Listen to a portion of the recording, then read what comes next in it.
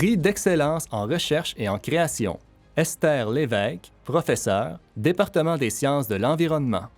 Pionnière en écologie arctique, la professeure Esther Lévesque se démarque par des recherches sur les impacts des changements globaux en région arctique depuis 1990, notamment sur la végétation de la toundra et le pergélisol. Elle se classe parmi les meilleurs chercheurs canadiens de sa discipline. Engagée auprès des communautés nordiques, elle valorise les savoirs autochtones par des projets de sciences citoyennes permettant aux jeunes Inuits de participer au suivi environnemental. Ce modèle de recherche participative renforce la résilience communautaire et enrichit les connaissances scientifiques. Leader inspirante à l'UQTR depuis 1998, elle contribue activement à la formation de la relève et à la sensibilisation aux enjeux du Nord, consolidant ainsi son influence dans la gestion durable des écosystèmes arctiques.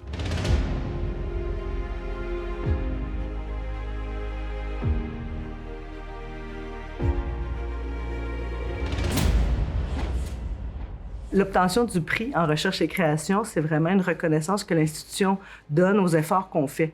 En recherche, les efforts sont multiples, puis ça prend beaucoup de persévérance. Pour moi, la recherche, c'est un travail d'équipe. Ça va de l'idée, de la question qu'on veut poser, de demande de subvention, recrutement d'étudiants, préparation pour le travail terrain. Dans l'Arctique, il y a beaucoup de préparation à faire. Les travails collaboratifs avec les communautés. Donc, c'est beaucoup de travail. Fait que c'est comme reconnaître que ça a une valeur, puis la mettre à la lumière. Fait que je suis vraiment très fière de ça. Puis que ça reconnaît le travail de toute l'équipe avec qui j'ai travaillé, de toutes les équipes sur toutes ces années-là. Fait que merci à tous de m'avoir aidé dans ce cheminement-là.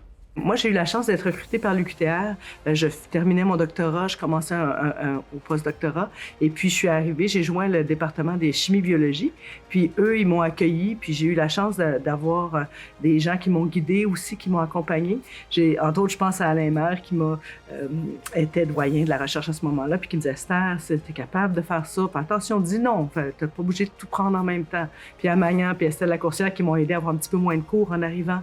Puis, on a eu la chance d'avoir un contrat de recherche avec le ministère des Transports. Puis c'est Jean-Pierre Bourassa qui m'a guidée. Moi, j'avais jamais fait ça, des contrats de recherche. Puis c'est des beaux souvenirs de m'avoir donné cette chance-là.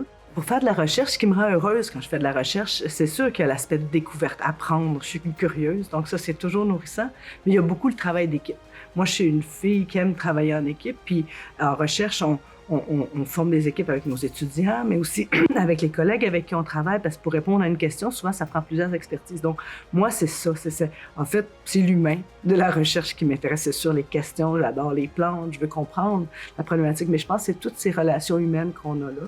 Puis, en ce moment, par exemple, au département, maintenant, on est plusieurs qui travaillent en recherche nordique, puis on peut donc collaborer, co-diriger des étudiants, donc adresser des questions plus complexes que seul, je ne serais pas capable de faire. Donc, je pense que c'est ça que je préfère.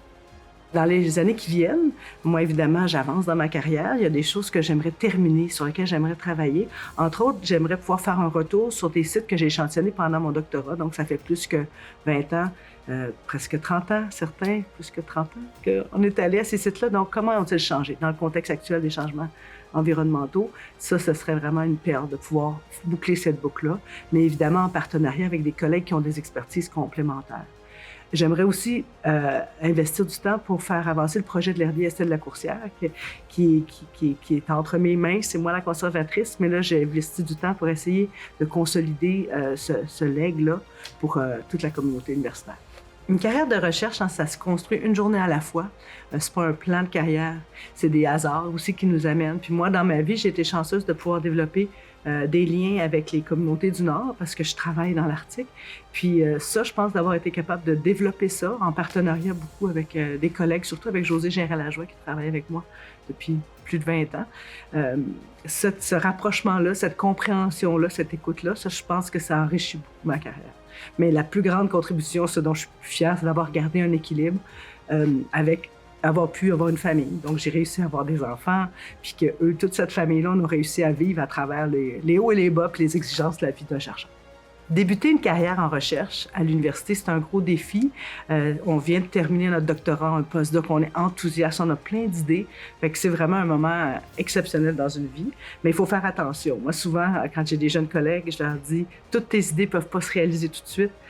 Faut faire un peu attention, faut apprendre à dire non, évidemment. Je suis loin d'être la meilleure pour dire non, on rigole de moi encore avec ça, mais il faut apprendre à essayer de trouver un équilibre. Puis je leur dis aussi souvent, c'est important, c'est créer un réseau. On ne peut pas travailler bien avec tout le monde, il faut se trouver les gens avec qui on est fonctionnel, nos expertises sont complémentaires, nos façons de faire aussi. Donc, je les encourage beaucoup, je leur regarde un œil presque maternel, je les suis de près, puis j'essaie de les encourager, mais aussi à essayer de diminuer la pression qui est si forte sur les chercheurs universitaires.